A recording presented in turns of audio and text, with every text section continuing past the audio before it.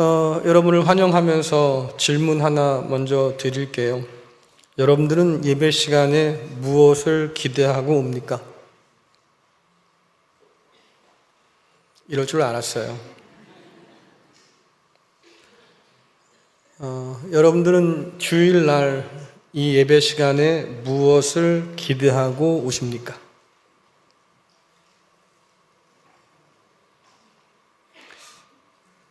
주일이니까 딱히 할 일도 없고 해서 그냥 교회 한번 와보는 거지 뭐.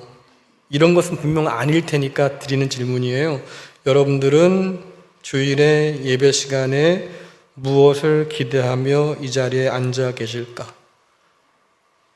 곧 예배 끝나면 식당에서 점심 식사해야 될 텐데 오늘은 또 어떤 메뉴가 준비될까? 이것을 기대해서 오지는 않았을 텐데 물론 그런 분도 좀 계시긴 할지도 혹은 오늘은 성가대가 얼마나 잘할까? 이것을 보시려고 오는 분은 안 계시겠죠. 혹시 오늘은 목사 설교가 짧을까 길까? 여러분 가운데 이거 가지고 내기하는 분은 안 계시죠? 목사님이 오늘은 시간을 넘길 거야. 이거 가지고 내기하는 분은 혹시 설교가 재밌을까요? 아니면 재미없을까요? 이걸 가지고 기대하면서 앉아있지는 않을 테니까 그러니까 여쭤보는 거예요. 여러분들은 주일날 이 예배 시간에 무엇을 기대하고 그 자리에 앉아 계십니까? 너무 질문이 무거워요? 네, 그래요. 예배 드리려고 와요. 이 예배를 통해서 여기에 우리와 함께 하신 하나님의 임재를 맛보고 싶어서 오고 선포되는 그 말씀을 통해서 내 영혼이 변화되기를 기대하면서 이 자리에 앉아 계신 걸까요? 마지못해 아멘일까요? 여러분들 이런 변화는요 실상 저절로 일어나는 법은 없습니다.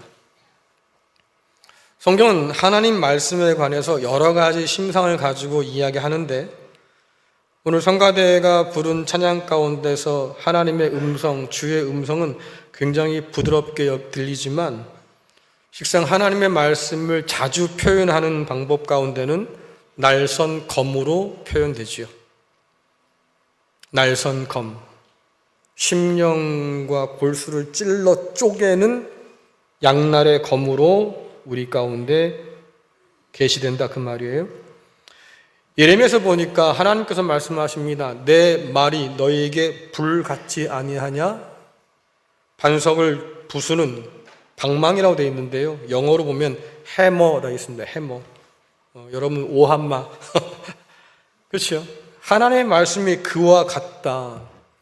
요한계시록에서 우리가 살펴봤던 주님의 모습 어떻습니까? 그 입에서 칼이 나온다라고 했으니까 주님의 말씀은 날선 검과 같고 태우는 불과 같고 해머 같다고 이야기하잖아요. 그러니 그 말씀에 찔리거나 혹은 요즘 말로 하면 긁혀야만, 그것도 제대로 긁혀야만 회개가 일어나고 변화가 시작될 수 있다고 하는 거죠. 그런데 왜 이런 일들이 교회 가운데서 잘 일어나지 않을까요? 이게 제 고민이에요. 제 질문이기도 하고 무협지나 영화에 보면 그런 사람이 있습니다. 금광불개. 혹시 아셔요? 금광불개. 훈련을 많이 하고 수련을 많이 해서 어떤 칼로 찔러도 상처 하나 나지 않도록 몸을 딱딱하게 만들 수 있다는 금광불개. 여러분들이 금광불개는 아닐 거 아니에요?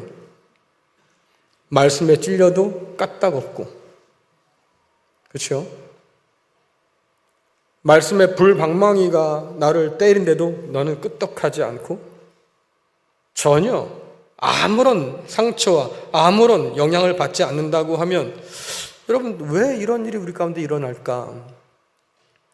최근 읽은 한 도전적인 책에서 그분도 아주 오랫동안 설교에 봉사하신 세계적인 설교가신데, 그분이 교회를 살펴보고 하면서 쓴 책 중에 그런 내용이 있습니다. 왜 그런 일들이 잘 일어나지 않을까? 하나님의 이야기를 혹은 예수 그리스도를 교회가 설교하지 않기 때문이다. 오히려 교회가 사람을 중심으로 생각하고, 그래서 하나님의 이야기, 예수 그리스도의 이야기를 잘 하지 않기 때문에 그렇다. 여러분들, 설교자만의 문제는 아닌 거지요. 듣는 성도의 문제이기도 하겠다. 언제부턴가 교회는 말씀에 찔리는 것을 은혜라고 받아들이지 않습니다. 그 사람 상처받으면 어떻게 해요? 시험 들면 어떻게 해요? 우리는 이것이 먼저 생각하는 거예요.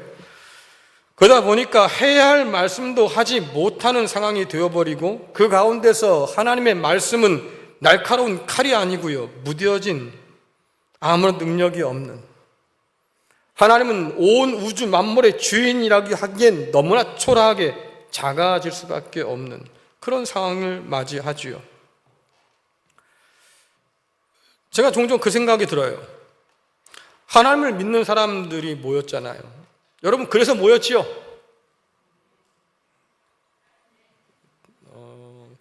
대답하기 싫으세요? 여쭤보잖아요. 여러분들이 이 자리에 앉아있는 까닭은 하나님을 믿기 때문이죠. 정말 그래요? 그러니까 우리끼리니까 한 얘기잖아요. 우리끼리니까. 제가 밖에 있는 사람들, 하나님을 모르는 사람들에 대해서 그들에게 설교한다거나 뭔가를 한다고 하면 긴장하겠죠. 야, 이 사람들이 이 메시지를 어떻게 받아들일까? 잘 받아들일까? 이해는 할까? 아니면 죄인이란 말이 듣기 싫어서 막 대들고 말입니다. 저항할까? 염려할 수 있어요. 그런 사람들 앞에서 설교하려면 용기가 필요하죠. 돌이 날아올지도 모르는 거니까. 근데 우리끼리잖아요. 여러분들은 다 하나님을 믿는다고 하니까. 그런데 왜 같은 하나님을 믿는다는 사람들이 모인 교회 안에서 목사가 하나님 말씀을 전해야 될 때 용기를 내야 될까요? 이상하지 않아요? 제가 평생 목회를 해오는데요, 계속 남는 질문은 여전히 남아요. 왜 하나님 말씀을 전하는데 용기가 필요할까? 저 같은 죄인이 감히 하나님의 말씀을 증거하는 거니까, 하나님이 두렵고 너무나 떨려서 말입니다. 용기를 내서 이 자리에 서야 되는 건 맞지요. 그건 맞아요. 그런데 하나님을 믿는 여러분들에게 목회자가 설교를 하는데 왜, 하나님의 말씀을 증거하는데 왜 긴장하고 용기를 내야 될까? 이상하지 않아요? 이유는 한 가지예요. 하나님의 이야기를 들을 준비가 되어 있지 않기 때문에. 제가 믿는 하나님과 여러분의 하나님이 다르진 않을 텐데, 그래서 한 하나님, 한 주님, 한 성령, 한 세례, 한 믿음, 한 성경을 가지고 같은 말씀을 가지고 설교한다고 하지만, 그럼에도 불구하고 여러분 마음대로 잣대를 가지고 측량하고 재고 앉아 있잖아요. 내가 받아들일 소리와 받아들이지 않을 소리를 구별하고, 그것을 가지고 목사를 재단하고 입을 막으려고 하고, 그래서 변화가 일어나질 않는 거예요. 여러분들이 약을 먹는다고 생각해 봅시다. 감기약을 제가 먹는데요, 해열제도 있고 약이 부담되니까 소화제도 거기에 들어있고요, 또 거기에 대한 성분에 대한 열 내리는 양 몇 가지 있겠지요. 한 움큼을 줄 거예요.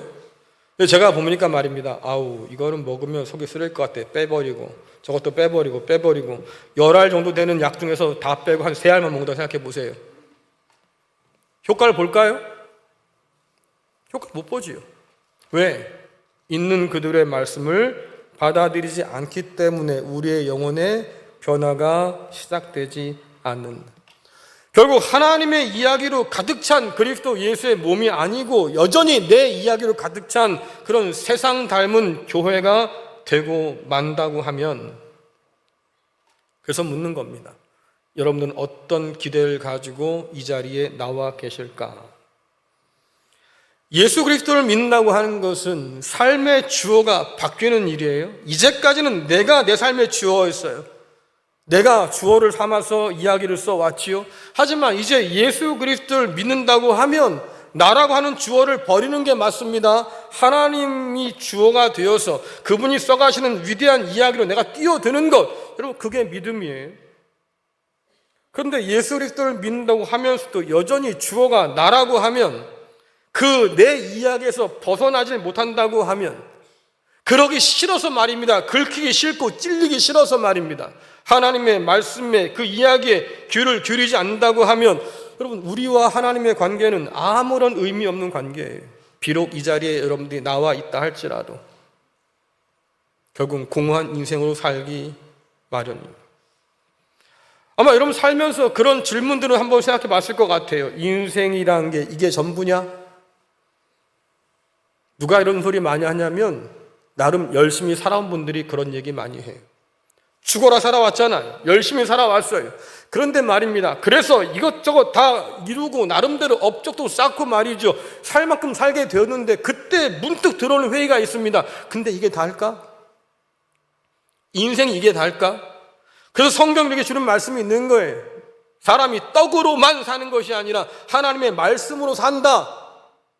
그럼에도 불구하고 여전히 우리는 떡으로만 만족하고 있으니까 질문이 생기는 거지요. 이게 다가 아닐 것 같은데, 뭔가 더 있을 것 같은데. 사람들은 그러지요. 야, 인생 뭐 별거 있냐? 그냥 사는 거지? 그래요. 그냥 살아보세요. 하지만 어느 순간에 그런 질문이 문득 들 거예요. 내가 이러려고 사는 건 아닌데 뭐가 더 있긴 있는 것 같은데 그냥 이대로 살다가 내 인생 끝난다고 하면 이게 도대체 무슨 의미가 있을까? 이런 생각들을 하게 되잖아요. 왜? 우리가 특별하길 원해서예요. 특별하길 원해서. 그럼 도대체 우리가 특별하길 원하는 이 마음은 어디서 생겼을까? 왜 우리는 말입니다. 많은 것을 가지고도 여전히 공허해서 이 질문을 던지고 살까? 영국의 유명한 철학자지요. 변증가이기도 하고요. C.S. 루이스라고 하는 분이 이런 얘기를 했어요. 만약 내 안에 이 세상 그 어떤 것으로도 채울 수 없는 갈망이 있다고 하면, 돈도 벌어봤어요. 명예도 가져봤습니다. 다른 사람보다 훨씬 더 좋은 환경을 가지고 말입니다. 살아도 봤어요. 근데 여전히 내 속엔 공허해요. 가진 것이 많지만 그럼에도 불구하고 여전히 나는 뭔가 부족해요. 왜 그럴까 도대체? 남보다 더 좋은 옷 입고 살면 됐고 더 좋은 거 먹고 살면 됐지. 남보다 더 큰 집에서 큰 차 타면서 말입니다. 떵떵거리면서 그렇게 살아왔으면 됐지. 대체 뭐가 더 부족한 걸까? 근데도 뭐가 부족해. 그래서 묻게 되는 거예요. 이게 다가 아닐 것 같은데 내 삶이라고 하는 게. 그래서 이 C.S. 루이스가 뭐라고 그러냐면 이 세상 무엇으로도 만족함이 없다고 하면 우리가 다른 세상을 위해서 만들어진 것이다 라고 얘기합니다. 이 세상 것으로 만족할 수 없는 사람, 반드시 하나님으로 말미암아서 채워지는 그 빈 공간을 우리는 가지고 있다고 하는 거지요. 역사상 가장 풍족한 시대라고 불리는 21세기에 우리가 여전히 채울 수 없는 갈망으로 인해서 사람들이 허무함을 느끼기도 하고 의미 없음을 호소하기도 하잖아요. 그렇게 열심히 살아왔는데 왜 내 인생은 의미가 없을까? 아니, 그렇게 열심히 살아왔는데 왜 내 인생 가운데는 그런 의미를 발견할 수가 없는 걸까? 이유가 있어요. 그렇게 열심히 살아봤자 내 얘기잖아요. 훨씬 더 크고 위대한 가슴 뛰는 이야기가 아니잖아요. 그러니 그에 대한 갈망이 우리 가운데 있기 마련이다. 성경은 이런 우리에게 하나님의 위대한 이야기를 증거해 줘요. 그래서 성경이 우리한테는 필요한 일이다. 그러면 성경이 전하는 그 하나님의 위대한 일은 도대체 뭐냐라고 하니까 이미 우리가 계속 살펴왔어요. 그리스도 예수 안에서 하나님이 이루신 그 일들과 앞으로 이루실 그 일들, 그것이 하나님께서 써내려갈 위대한 이야기라고 성경은 전해주는데 이 이야기에는 구조가 있습니다. 네, 보여주세요. 그림. 네, 창조, 타락, 구속, 회복과 새 창조. 다시 말씀드리면 하나님이 창조했던 이 세상이 어떻게 무너졌는지, 어떻게 하나님은 그것을 다시 구속하셔서 새롭게 만들고자 하시는지, 마침내 하나님께서 이루실 그날들이 무엇인지를 성경은 큰 이야기를 가지고 우리에게 보여준다.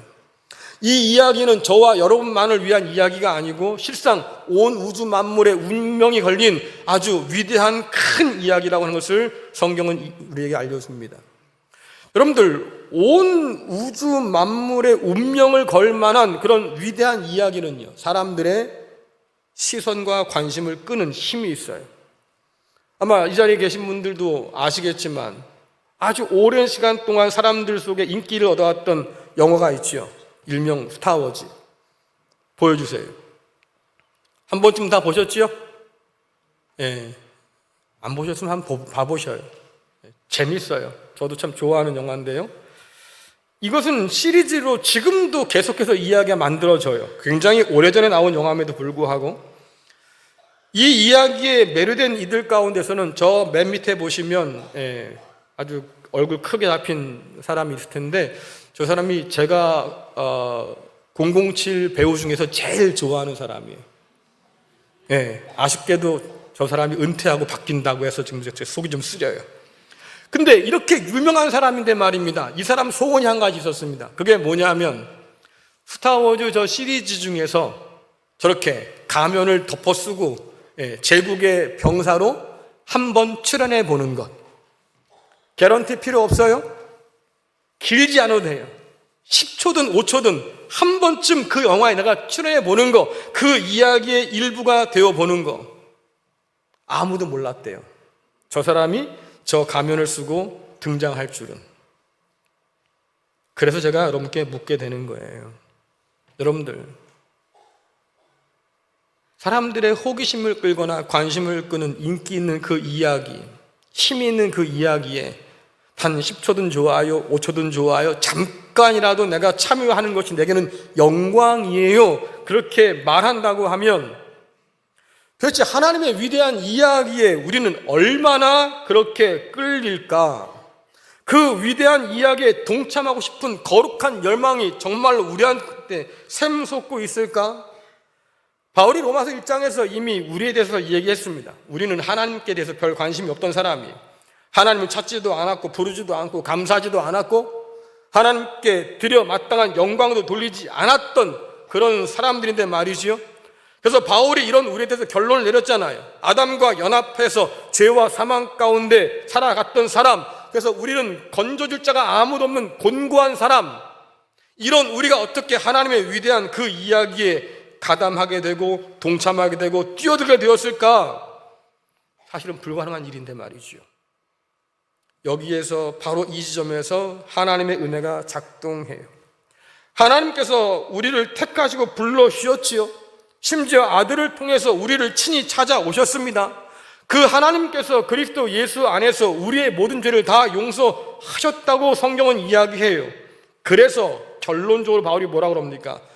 로마서 8장 1절에서 예수 그리스도 안에 있는 자에게는 결코 정죄함이 없다. 이미 모든 죄가 다 사해져서 우리에겐 더는 정죄함이 없고 이제는 그리스도 예수 안에서 우리가 의롭게 되었다, 정의롭게 되었다라고 얘기해요. 이제 우리는 죄와 사망이 아니라 의와 생명의 지배 아래 살아간다고 이야기하지요. 이 생명은 그리스도 예수, 다시 말해서 죽고 부활하신 그 예수 그리스도를 믿는 자에게 값없이 주시는 하나님의 은혜라고 성경은 얘기하는데 문제가 있습니다. 믿기지가 않아요. 적어도 내가 뭔가를 해서 그 생명을 내게 주셨다고 하면 내가 인정할 수 있을 것 같아. 왜? 내가 뭔가 했으니까. 그런데 내가 아무것도 할 수 없는 상황에서 말입니다. 누군가가 나를 위해서 생명을 내어놓고 나를 건지시고 내게 그 생명을 허락해 주셨다고 하는 것을 지금 우리 입장에서는 믿기가 참 어려운 거지요. 그런데도 불구하고 저와 여러분은 이 자리에 나와 앉아 있어요. 무슨 말이에요? 믿는다고 얘기하잖아요. 우리 주님께서 십자가에서 나를 위해서 자신을 내어놓으셨고 내 모든 죄를 다 사하셔서 믿는다고 하잖아요.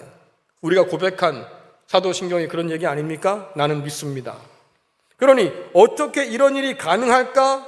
불가능한 일인데, 그래서 오늘 성령이 등장하는 거예요.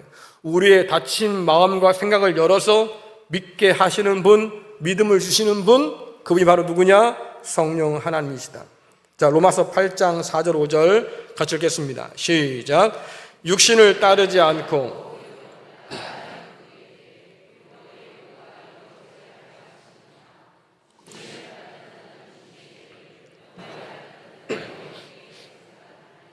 아멘. 자, 바울은 육신을 따르는 자와 그 영을 따르는 자, 성령을 따르는 자를 지금 구별하는데요. 자, 육과 영이 나오면 우리의 이 생각은 자동적으로 돌아가는 곳이 있어요. 자, 그림 하나 보여주세요. 우리는 이런 그림을 생각합니다. 이런 그림이 아니라고 하면 연세 드신 분들은 전설의 고향에서나 봤던 이제 가자 그럼 일어나는 그런 장면들을 종종 우리는 상상하지요. 그래서 육체에서 영혼이 분리된다, 그것이 죽음이다 이렇게 생각하는 사람들이 많은데요, 그리스 헬라 철학에서 말하는 이혼론의 영향이에요. 그리스 헬라 철학에서는 어떻게 바라보냐면 육은 물질이고 악하다, 반면에 영은 선하다. 그렇죠? 그러니까 육체에 우리의 영혼이 지금 갇혀 있는 중이어서 우리가 죽어야 이 영혼이 해방되고 자유를 얻는다라고 얘기하지요. 소크라테스가 말입니다. 악법도 법이야. 그리고는 독배를 마신 이유가 뭐겠어요? 내가 죽으면 내 영혼은 해방될 거야. 그걸 믿었기 때문이거든요. 우리 주님께서 하나님의 아들이신데 십자가 앞에서 두려워 떨고 심히 고민되어 죽겠다고, 그래서 핏방울이 땀방울처럼 떨어질 만큼 간절히 기도한 이유가 뭐겠어요? 전혀 다르지요. 하나님과 끊어지는 것을 주님은 경험한 적이 없어요. 그러니 그게 두려운 일이고 괴로운 일이기 때문이지요. 이처럼 성경이 바라보는 영과 육은 헬라 철학이 바라보는 영과 육과는 전혀 다르다. 그런데 복음이 전파되면서 이 헬라 지역에, 그리스 지역에 전파되면서 이런 철학과 만났습니다. 결국 그렇게 만난 이단이 뭡니까? 영지주의라고 하는 이단이에요. 이 이단은 뭐라고 말하냐면, 물질은 악한데 성경에 있는 하나님께서 물질로 세상을 창조하셨으니까 그 하나님은 가장 악한 신이라는 거예요. 이게 말이 되냐고. 우리가 성경을 읽을 때 하나님께서는 모든 물질로 만물을 창조하신 다음에 말입니다, 보시기에 좋았다라고 하신 분이신데, 영지주의는 뭐라고 그럽니까? 그 하나님이 물질을 만들어냈으므로 악한 물질을 만들어냈으니 악한 신이야, 이렇게 이야기한다고 하는 거죠. 다시 말씀드리지만 이것은 성경적인 생각이 아니라 이단적 생각이에요. 이미 초대교회에서 이것을 이단적으로 적그리스도의 생각이라고 못을 받고 단정을 했다, 그 말이죠. 하지만 여전히 우리는 이 혼란 가운데 살아요. 왜? 우리가 이제까지 살아왔던 한국의 문화 혹은 동양의 문화권에서는 비슷한 생각하고 있거든요. 죽으면 영혼이 빠져나가는 거야, 이 생각하고 있으니까 성경의 이야기를 받아들이기가 쉽지 않은 거죠. 어쨌든 바울은 같은 것을 다르게 표현함으로써 다양한 의미를 전달해 주는데요, 하나님을 떠난 삶을 지배하는 세력에 대해서 바울이 계속 말해왔습니다. 그것은 죄의 지배 아래 놓여 있는 것이고 사망의 지배 아래 놓여 있는 것이야, 이렇게 말하는데, 오늘은 뭐라고 그럽니까? 육신을 따라 사는 것이다, 이렇게 표현해요. 그래서 육신을 따라 사는 것은 정욕의 지배 아래서 죄 가운데 놓여 있는 삶이다 라고 얘기하는 거죠. 죄와 사망의 지배 아래 사는 삶이고 예수 그리스도를 만나기 이전 아담과 연합해 살던 바로 우리들의 삶이다 라고 얘기하는 거예요. 여러분이 잘 아신 것처럼 욕심이 잉태해서 죄를 낳고 죄가 장성해서 사망이 되는데 말입니다, 이거에 딱 어울리는 삶이 무엇이냐? 육신을 따라 사는 삶이다 라고 하는 거예요. 그리고 이것이 이제까지 저와 여러분들이 열심히 써왔던 내 이야기의 결론이다 라고 하는 거죠. 그뿐 아니라 온 우주 만물이 처한 절망적인 현실이기도 하겠다. 여전히 우리는요, 탐욕으로 가득한 세상을 살아요. 자기의 탐욕 때문에, 자기의 필요 때문에 전쟁을 일으키고도 멈출 줄을 몰라요. 수많은 사람들이 죽어가고 삶의 터전을 잃어버려도 여전히 자기 몫을 찾으려고 길을 쓴 사람들은 전쟁을 끝내질 않지요. 우리가 사는 세상이 그렇다. 수천 킬로 밖에 있는 그 문제와 우리가 뭔 상관일까요? 그렇게 생각할 수가 없는 것이, 여러분들이 불안에 떠는 이유가 뭐겠습니까? 야, 그래서 석유가 끊기고, 그래서 가스가 안 들어오고, 그래서 물가가 오르고, 여전히 우리의 삶이 그래서 불안정해지는 거야. 수천 킬로미터 있는 그 일로 말미암아서 우리의 삶까지도 불안해져. 그러니 우리 역시도 뭐라 그럽니까? 빨리 전쟁 끝나면 좋겠다. 그건데 죽어가는 사람들이 안타까운 게 아니에요. 내 삶이 위기가 되니까 빨리 전쟁이 끝나야 될 텐데 우리는 이런 생각을 갖게 되지요. 여전히 우리는 자기 중심적 이야기를 벗어나지 못하고 산다. 이와 달리 예수 그리스도와 연합한 삶은 은혜와 생명의 지배 아래 사는 거기도 하고 의와 성령의 지배 아래 사는 것과 같아서 예수 그리스도 안에서 성령을 통해서 말입니다.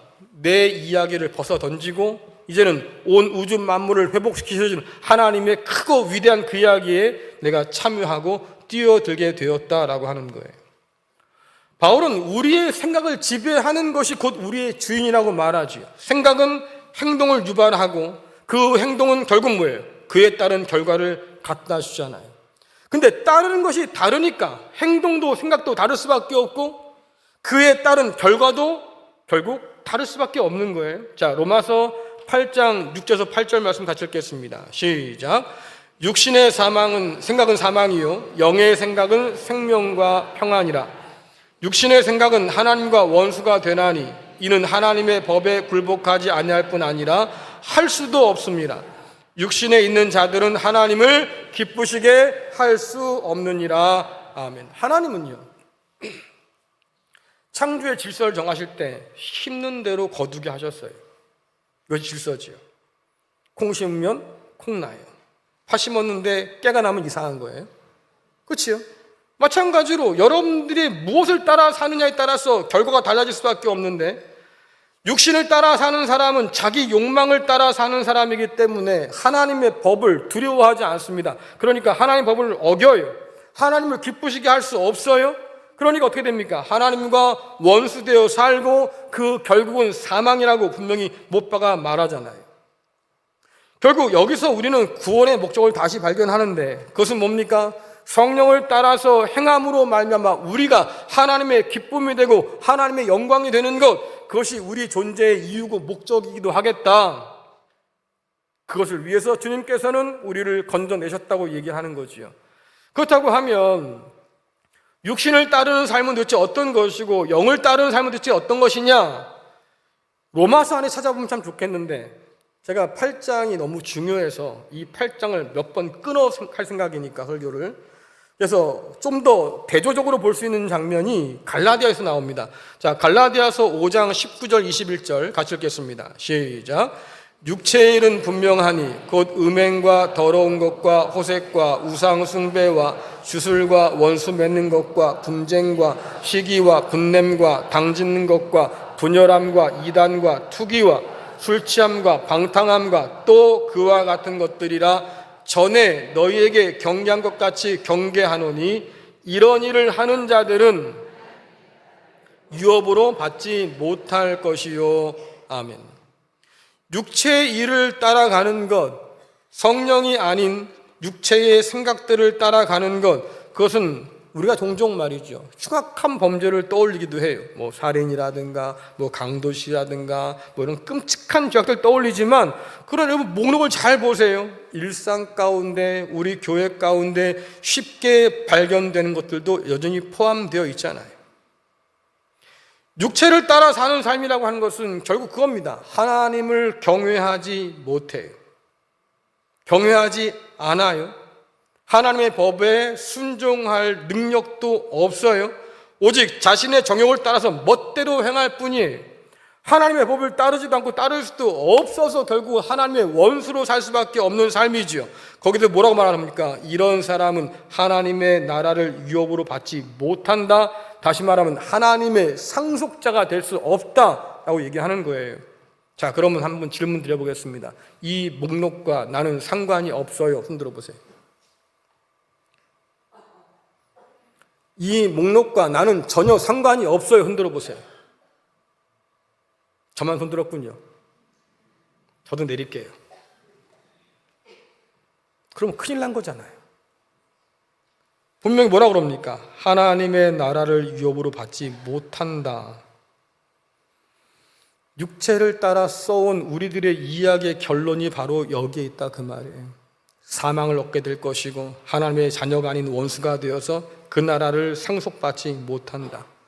그렇다고 하면 성령의 일은 도대체 뭘까? 여러분 잘 아는 말씀이죠. 갈라디아서 5장 22절부터 23절 함께 읽겠습니다. 시작. 오직 성령의 열매는 사랑과 희락과 화평과 오래 참음과 자비와 양성과 충성과 온유와 절제니 이 같은 것을 금지할 법이 없느니라. 하나님께서 금하지 않으시니 금지할 법이 없는 거예요. 오히려 하나님께서는 율법을 통해서 이것을 장려하시고 너희가 그 율법을 통해서 이런 열매를 맺어가라고 말씀하신단 말이죠.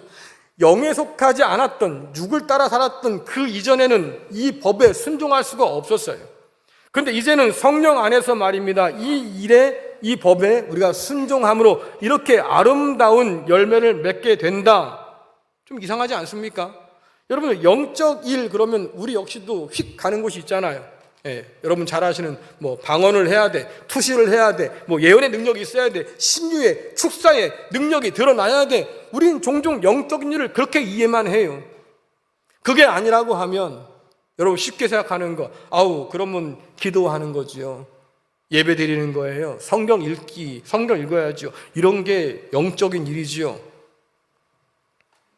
하지만 성경은 그렇게 말하지 않잖아요. 그걸 여러분들 한번 잘 생각해 보세요. 성경이 그렇게 말하지 않는데 왜 여러분은 여러분 멋대로 그렇게 생각하고 사는 거예요? 그러니 성경이 원하는 변화가 우리 가운데 생기지 않는다. 성령의 일이란 건 다른 게 아니에요. 하나님께서 법으로 정하신 것 주께서 두 개로 딱 규정하셨지요. 하나님을 사랑하는 것, 이웃을 사랑하는 것, 하나님을 경외함으로 그 말씀에 순종하는 것. 그래요. 이것이 성령의 법에 순종하는 삶인데 이것으로 말미암아서 우리 가운데 이렇게 아름다운 열매가 맺어진다. 다시 말하면 육신을 따라 자신을 위해 살던 이 삶을 홀딱 뒤집어 놓는 게 누구냐? 바로 성령이시다. 그래서 성령을 통해서 우리가 하나님의 기쁨과 영광을 위해서 살게 된다고 성경은 지금 이야기하고 있는 거예요. 이 성령은 잠시 머물다 떠난 분이 아니고 우리 안에 영원히 함께 거하신 분이다 라고 하는 거죠. 자, 로마서 8장 9절에서 10절 말씀 읽겠습니다. 시작. 만일 너희 속에 하나님의 영이 거하시면 너희가 육신에 있지 아니하고 영에 있나니 누구든지 그리스도의 영이 없으면 그리스도의 사람이 아니라 또 그리스도께서 너희 안에 계시면 몸은 죄로 말미암아 죽은 것이나 영은 의로 말미암아 살아있는 것이니라. 아멘. 여기서 바울은 같은 것을 여러 방식으로 표현하지 않습니까? 하나님의 영이신데 그 성령께서 근데 동시에 그리스도 영이기도 하시고 그 성령께서 우리 가운데 거하시면 그리스도께서 우리 가운데 거하기도 하시고 여러분 이거는 여러 가지 표현으로 우리에게 다가오지요. 내가 너희 안에 너희가 내 안에 내 말이 너희 안에 너희가 내 안에 이 말씀이나 성령 안에 우리가 성령 안에 성령이 우리 안에 같은 말이다 그 말이에요.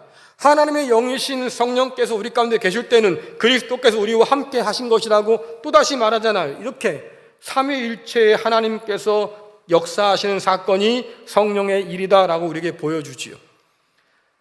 그 성령을 통해서 부활하신 주님께서 우리와 함께 하신다. 하나님께서 우리를 성전 삼아 우리 가운데 계신다. 자, 옆 사람과 함께 인사 나눕니다. 당신 안에 하나님이 계십니다. 당신 안에 주님이 계십니다. 당신 안에 성령이 계십니다. 그래서요. 예? 보통 이 정도 얘기 들으면 진짜요? 막 이래야 돼. 왜? 놀라운 얘기거든요. 하나님이 우리 가운데 계신다? 여러분 상상해 봤어요? 주님께서 우리와 함께 하신다? 상상해 봤어요? 아, 목사님, 교회 오면서 못이 박히도록 들은 얘기 그거 아닙니까? 하나님이 우리를 버리지도 않고 떠나지도 않는다. 땅끝까지 내가 너희와 함께 할 거다. 성령을 보내서 내가 영원히 함께 할 거다. 아, 이런 얘기 맨날 듣잖아요. 그래요. 맨날 듣는데 그게 당연하냐고. 우리는 이것이 얼마나 놀라운 일인지 잊어버렸어요. 아니, 너무나 많이 들어서 감각이 없어. 감각이 없어. 그렇잖아요. 예? 감각이 없어. 그러니 이것이 정말로 놀라운 사건이라는 것을 우리가 깨닫지 못하니까 우리 안에 계신 성령에, 우리 안에 계신 하나님께, 우리 안에 계신 주님께 우리가 온전히 반응하지 못한다. 우린 여기서 출애굽의 이미지를 떠올려 볼 수 있는데요. 그림 하나 보여주시겠습니까? 자, 출애굽의 구원은 하나님의 구원의 원형적인 사건이에요. 그래서 앞으로 하나님이 펼치실 구원의 이야기를 새로운 출애굽에 빗대서 이야기하는 것이 굉장히 많지요. 그리스도 예수의 십자가 사건도 새로운 출애굽이라고 분명히 말씀드렸습니다. 그래서 이렇게 보면 겹쳐지는 부분이 굉장히 많아요. 자, 이제 그림 접어주시고요. 제 생각 잘 따라오세요. 자, 출애굽 사건은요, 애굽에서 종살이하던 이스라엘 백성들이 해방된 사건이에요. 그렇죠? 자유를 얻은 사건입니다. 또한 이 출애굽 사건은 어떻습니까? 시내산에서 언약을 맺어서 말입니다. 하나님의 백성으로, 하나님의 제사장 민족으로 새롭게 창조된 사건이 이 출애굽 사건이에요. 뿐만 아니라 이 출애굽 사건은요, 먹고 마실 것이 없고 길도 없는 그런 광야 가운데서 하나님이 친히 그 백성 가운데 임하여 주심으로 공급자가 되시고 인도자가 되어주신 사건이죠. 근데 그 하나님께서 약속하신 대로 그 아들을 우리에게 보내주셨어요. 그 십자가로 새로운 출애굽을 가져다 주셨습니다. 그로 말미암아서 우리가 애굽이 아니라 이제는 죄와 사망 아래 종 노릇하던 우리가 하나님 안에서 이제는 자유를 얻게 되는 해방을 경험합니다. 우리와 새 언약을 맺어주심으로 우리가 하나님의 상속자라고 말하기도 하고 왕같은 제사장이라고 말씀하기도 하지요. 그리스도 예수 안에서 너희가 새로운 피조물이다 라고 했으니까 우리는 새로운 피조물로 창조되었어요. 뿐만 아니라 하나님께서 친히 우리 가운데 임하여 계셔서 우리를 성전 삼으셨다고. 그 옛날 성막이 임했던 것처럼, 성전이 임했던 것처럼 이제는 건물이 아니라 우리 가운데 임해서 하나님께서 우리를 성전 삼아 계신다고 성경이 가르쳐 주잖아요. 요즘 예루살렘에 제3성전 세우는 게 하나님의 뜻이라고 이상한 소리 하는 사람도 있는데요. 성경만 조금 알아도 그것이 얼마나 헛소리인지 알 수 있을 거예요. 하나님은 제3성전을 세운 일이 없어요. 그리스도 예수를 믿는 사람들을 성전 삼아서 우리 가운데 이미 계신 분이시니까. 그러니 성경을 띄엄띄엄 알지 말고 좀 더 세심하게 살펴보시라 그 말이에요. 그럼 그런 거짓말에 속고 놀아나지 않을 수 있으니까. 이 새로운 출애굽은 우리의 처지가 광야를 걷는 이스라엘과 비슷한 것을 우리에게 보여줍니다. 여러분, 이스라엘의 광야는요, 두 상황이 공존했던 곳입니다. 현재의 고난이 있지요. 하지만 미래의 소망이 있던 곳 광야예요. 약속을 땅을 향해서 출발했어요. 출애굽했으니까. 하지만 아직 도착한 것은 아니어서 여전히 그들은 광야 가운데 삽니다. 물도 없고 길도 없고 마실 것도 없고, 그렇죠? 사나운 짐승이 있고 이런 곳이니까 결국 그 안에서 불안해요. 불안하니까 어떻습니까? 야, 하나님 말고 다른 게 필요하지 않겠어? 이런 생각에 우상을 용납하기도 하고. 그러니 그런 하나님께서는 그 이스라엘 백성을 책망하시면서 말이죠. 그래도 맺은 언약이 있으니까 그들을 끌고 가신다 그 말이에요. 광야는 어떤 곳이냐? 이렇게 불안으로 인한 의심과 불신과 싸우면서 하나님과 동행하는 법을 배우는 곳, 그것이 광야다. 그러면 저와 여러분이 오늘 걷는 이 광야 같은 세상은 어떨까? 여러분들 그림 한번 보세요. 이미 새 창조는 시작됐어요. 그리스도 예수의 십자가로 말미암아서 새 창조가 시작되었지만 그러나 아직 그날들은 오지 않았어요. 주께서 말씀하십니다. 하나님의 나라가 이미 너희 가운데 임했다라고 했지만 아직 그 날은 완전히 우리 가운데 오질 않아서 주께서 기도하라고 가르쳐 주셨잖아요. 하나님의 나라가 속히 임하도록 기도해라. 하늘 뜻이 이 땅에도 이루어지도록 기도해라. 그날이 온다고 하는 거죠. 하지만 아직 오지 않고 오고 있는 중이에요. 그래서 이 세상은 말입니다, 육체를 따르는 삶과 성령을 따르는 삶이 공존하는 그런 세상이다. 육체를 따라 살던 우리를 성령께서 따로 불러내셔서 말입니다, 하나님의 이야기를 따라 살라고 우리를 불러내셨어요. 그런데 이 세상 살면서 광야를 걷던 이스라엘 백성처럼 여전히 우리가 고민하는 거지요. 무엇을 먹고 무엇을 마시고 무엇을 입을까? 어떻게 살까? 사람이 떡으로만 사는 게 아니야. 하나님께서 나오는 말씀으로 살지. 이 말씀을 들었음에도 불구하고 여전히 우리는 세상의 속삭임을 듣는 거예요. 그래, 하지만 말씀이 반면 기준이야? 밥을 먹어야 살지. 사람은 떡으로 사는 거야. 틀린 말은 아니지만 100% 맞는 말도 아니잖아요. 그런데 여전히 우리는 그 말에 시험을 받는다, 유혹을 받는다. 광야를 걷던 이스라엘 백성처럼 우리도 불안과 싸우면서 하나님과 동행하는 법을 여기서 지금 배우고 있는 중이에요. 여전히 탄식이 그치지 않고 눈물이 그치지 않는 이 세상 가운데서 하나님께서 정의를 이루실 그날들을, 하나님께서 평화를 가져다 주실 그날들을 소망하면서 하나님을 신뢰한 법을 배운다. 이런 우리를 세상은 여전히 흔들어 놓지요. 내 삶의 주인은 넌데 왜 자꾸 다른 이야기를 바라보냐고, 네가 네 이야기를 써가라고 자꾸 우리를 유혹해요. 하나님의 위대한 이야기를 바라보지 못하도록 우리의 눈과 귀를 막으려고 귀를 쓴다, 그 말이에요. 그런데 바울은 오늘 이런 우리에게 오히려 소망이 있다고 말해줍니다. 왜? 그 광야에서 하나님께서 이스라엘과 함께 하셨다고 하면 오늘 이 광야 같은 인생 가운데도 하나님께서 성령으로 우리와 임재하셔서 우리를 도우시고 동행하시고 인도하신다고 믿기 때문이지요. 여러분, 로마서 8장 11절 말씀 읽겠습니다. 시작. 예수를 죽은 자 가운데서 살리신 이의 영이 너희 안에 거하시면 그리스도 예수를 죽은 자 가운데서 살리신 이가 너희 안에 거하시는 그의 영으로 말미암아 너희 죽을 몸도 살리시리라. 아멘. 내 안에 계신 하나님의 영이신 성령은 그리스도 예수를 죽은 자 가운데서 살리신 부활의 영이시요 생명의 영이셔요. 그분께서 오늘 우리 가운데 함께 하신다라고 하면 내 육신의 정욕을 쳐서 복종시킬 힘이 내게 있는 것이 아니라 하나님의 영으로부터 나오겠지요. 내 행실을 죽여서 말입니다, 하나님의 법 앞에 무릎 꿇으시도록 하는 그 능력이 내가 아닌 성령께 나오겠지요. 그 능력과 생명을 공급해 주는 분, 바로 우리를 떠나지 않으시고 우리 가운데 거하신 성령 하나님이시다. 죄와 사망의 지배 아래서 종노릇하면서 우리가 써왔던 내 이야기, 그 비루하고 보잘것없는 그 이야기, 그것을 버리고 위대한 하나님의 그 놀라운 이야기를 따라 살도록 우리를 이끌어 주시는 분이 누구냐? 바로 성령 하나님이시다. 그 성령 안에서 오늘 우리는 미리 새 창조를 맛보고 미리 하나님 나라를 맛보며 살아요. 그 부활의 생명이 오늘 우리 가운데 역사하고 있다고 하는 것이요.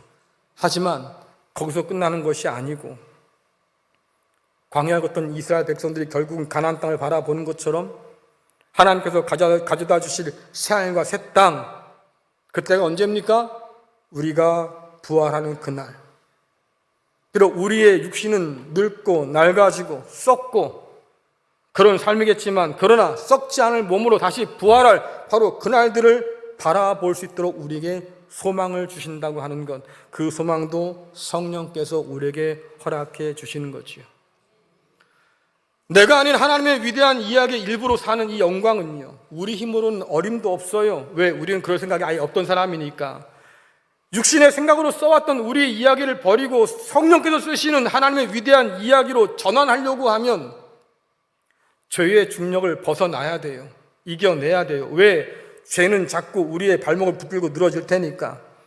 그러나 이런 우리를 하나님께서는 우리 가운데 성령을 보내주셔서 그 성령을 통해서 하나님의 위대한 이야기를 따라 살도록 오늘도 우리를 돕고 인도하여 주신다고 하는 거예요. 그 성령을 의지할 때만 우리는 하나님의 성전으로, 왕같은 제사장으로, 하나님의 상속자로 넉넉히 살아낼 수 있다고 바울은 우리에게 얘기하지요. 우리는 이 세상 가운데서 삶의 여러 문제로 고민합니다. 말씀드린 것처럼 이게 다가 아닐 텐데 이런 허무와 싸우기도 하고, 내가 그렇게 애를 쓰고 수고했어도 도대체 내게 남는 것이 무엇일까 고민되기도 하고, 내가 믿었던 사람들에게 실망하기도 하고 낙심하기도 하고, 그래요. 여러 가지 우리는 일들을 안고 살지요. 하지만 이때는 지나갈 것이고 그리스도 예수의 생명을 누리며 다시 부활할 그날들이 우리에게 다가오고 있다고 오늘 바울은 말해주고 있는 거예요. 그러나 여러분들, 하나님을 이용해서 내 이야기를 계속 쓰고 싶은 그 욕망들을 이제 내려놓으시고요, 하나님의 위대한 이야기를 위해서 나를 쓰시라고 나를 내어드리는 믿음의 결단이 있기를 간절히 축원합니다. 성경 안에서 우리의 몸과 이 온 우주 전체는 완전하게 구속될 거고 회복될 거예요. 하나님은 그날을 가져오기 위해서 오늘도 우리 안에서 성령을 통해서 일한다고 하시니, 그 하나님의 날들을 바라보면서 오늘도 담대히 살아가는 저와 여러분 될 수 있기를 간절히 축원합니다.